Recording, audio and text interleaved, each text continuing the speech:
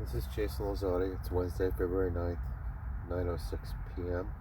And this is the third installment about the subject of noticing cause and effect in our energetic surroundings.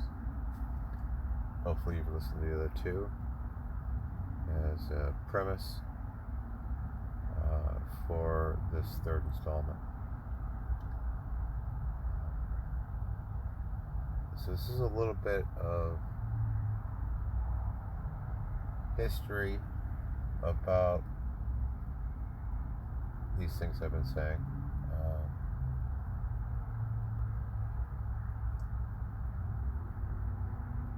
It is required a great amount of effort to get to this moment where I'm making these recordings.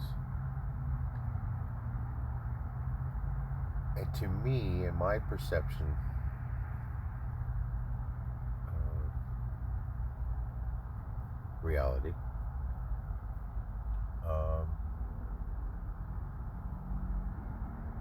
there's a funny effect that happens psychologically that what I noticed when I searched for clarity about something I didn't feel I understood well enough.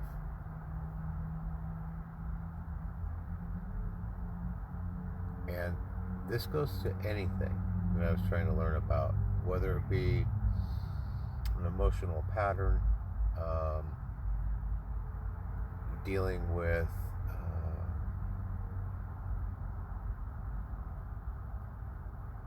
unwanted things in my environment. And those I think while I've been making these recordings, I've been listening back and noticing every once in a while that I don't pronounce some words very well at certain given times, and I would like to state that generally my speech isn't this stunted sounding. I flow in a more regular way. I'm having to speak slowly and carefully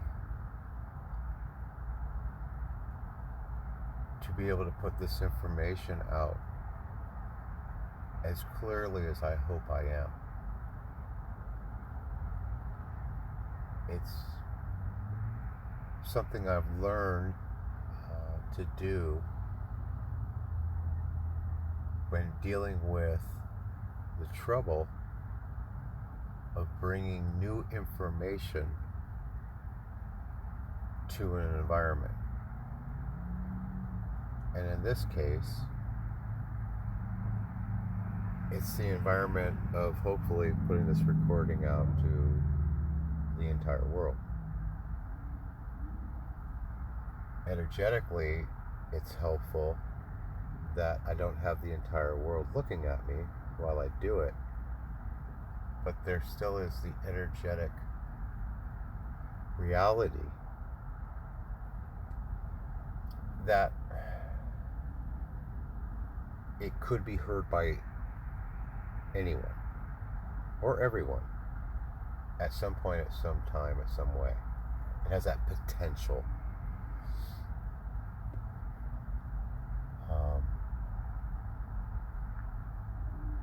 How many people ever do listen to it or hear it doesn't matter. It's the potential that is part of my environment right now. And more importantly, it's new to the environment.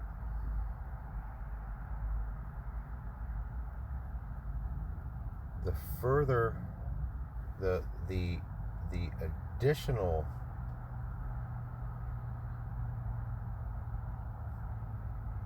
struggle is that I noticed as I came to certain conclusions about looking at our environment in this way, as everything being energy, and how that changed how I perceived my environment. And I started to notice things in my environment that seemed to be affected by things that I thought weren't affected by other things. In other words, things that I thought about or things that I did. I say things I thought about because that has a great effect in saying something that I don't think science has said. We haven't had a scientific study, as far as I know, that directly stated that. I think it has indirectly stated that. There are very legendary quantum physics experiments that I believe actually this is what is going on, where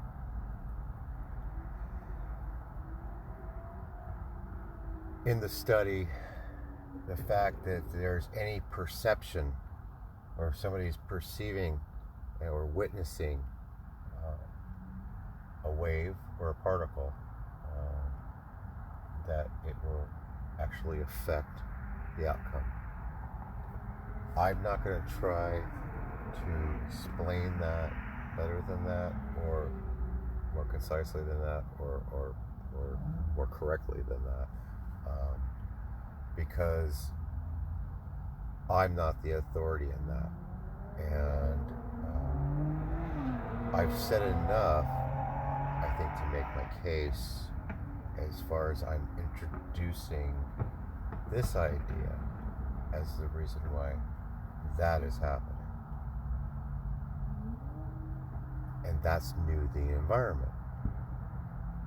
And when you do that, what I'm doing is I'm creating an energetic wave into the environment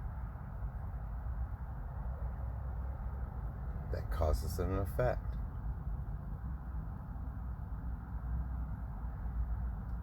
The greater the energetic action, the greater the reaction. And I do believe that it has at some point, an equal effect, an equal, that one, there's very little loss of energy there. In other words, as hard as I push is how hard the force is on the object. So in that sense, that if I come into an environment and I say something in that environment that environment is not used to, or has ever heard, or interrupts that environment, or causes a wave, you will see a reaction. And that reaction could be, I could come into an environment and say something that's greatly false, or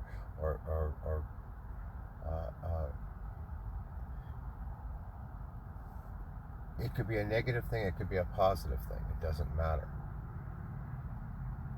What matters is how much different, or how much my action is different than the level of energy in that environment.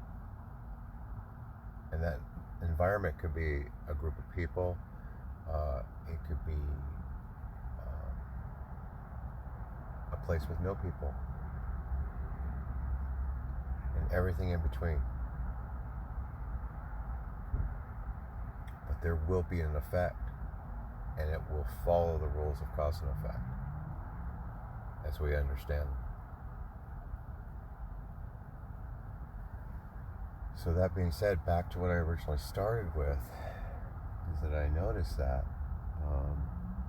it becomes very hard to come into an environment with a different energy. And what I notice is that a higher energy has a certain effect and a lower energy has another effect.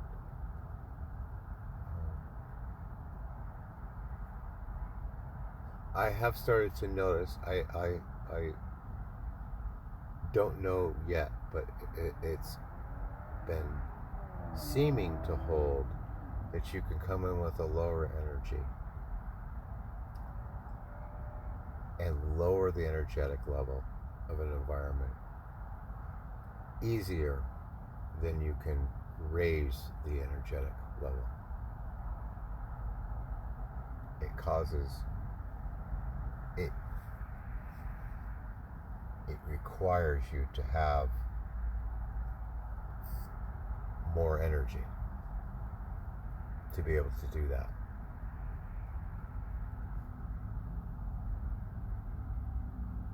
And many people, I think, will run with that thinking, and that's fine. I'd like to have an entire discussion just about that. Again, back to what I'm originally stating here, is that it has been very hard to get to this point. It has been hard to decide how I will try to describe this. What's first? What's the first example I will use? I've troubled greatly over that. I've troubled greatly over how to explain this. And one of the psychological things that has come up is, and this has two sides to it, is I've gotten clarity on some of these things. It's had the effect of going, oh, that's what it is. Oh, that's simple. And then I start to doubt myself in the sense that, well, that's not a big deal. But then I have to, I have had to encourage myself to go, no, that is a big deal. And it's probably true because it is so simple. That's something that I noticed in science, that generally the simplest solutions were the correct ones. And so there's a psychological value to getting to the point where you understand something and it seems so simple once you understand it, that it then, in our society, in my experience, to then kind of undermine my own thinking, to think, should I really share this? Is this really that important? What has made it more desirable to me, or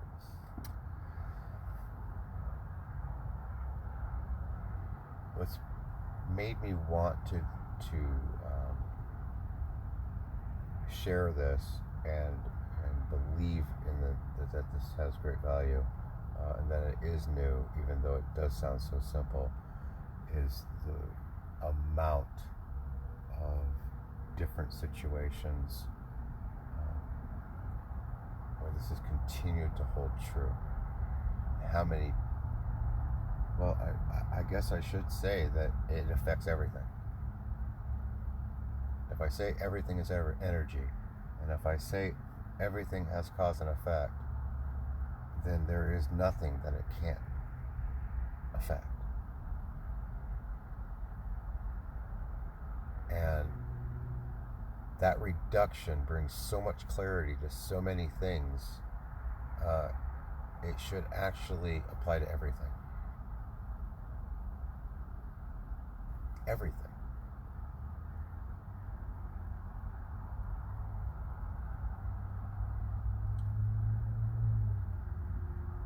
We have not brought energy into the discussion about everything in this way.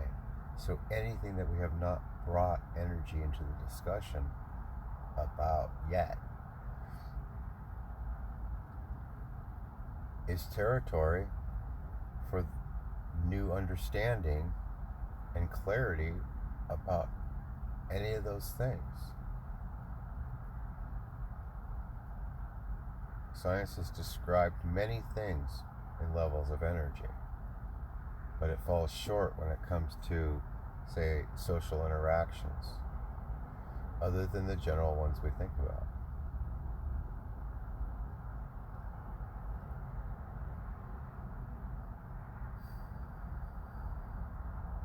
At this point, I made this audio recording,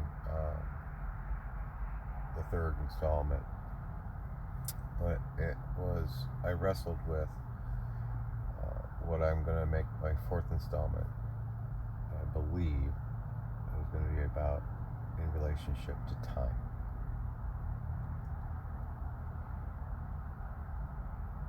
And I wanted to do this first because and there's a personal subject that I want to make a recording about, where it's another, like when I talked about overeating, it's about homelessness and dealing with that, where I feel like it could have great social value to people who not only experience that, but to other people understanding homelessness better, to help with that problem.